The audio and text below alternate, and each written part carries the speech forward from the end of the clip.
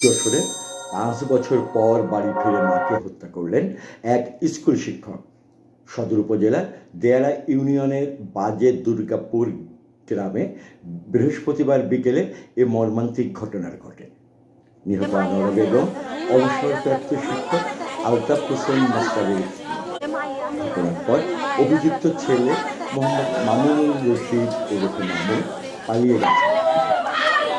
স্বজনদের ভাষ্য, প্রায় ৫ বছর বাড়ির বাইরে থাকার পর বৃহস্পতিবার নিজ বাড়িতে ফেরেন লাউজানি মাধ্যমিক বিদ্যালয়ের সহকারী শিক্ষক মামুন। বাড়ি ফেরার কিছুক্ষণ পর পারিবারিক বিষয় নিয়ে মায়ের সঙ্গে তার কথা কাটাকাটি।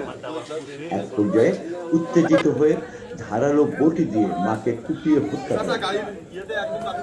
পরিবারের সদস্যরা জানান, মামুনের আগের দুটি বিয়ে ভেঙে যাওয়ার জন্য তিনি তার মাকে দায়ী করছেন।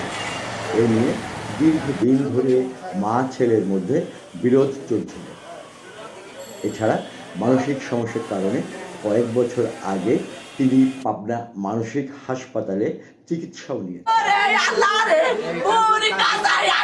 কালকে আমরা একটা সালিশি গেছিলাম, তাতে যতটুকু বুঝলাম আর ওর মার পরে আগাগোড়ায় ক্ষোভ আছে। দুটো বউ চলে গেছে আমার মার কারণে। তার আক্ষেপটা আছে যে আমার মার কারণে আমার বউ থাকে না, ওই মার রাগ করবে শেষ করতে। এই হচ্ছে তার চিন্তা না, ওইটা তার খুব মূল।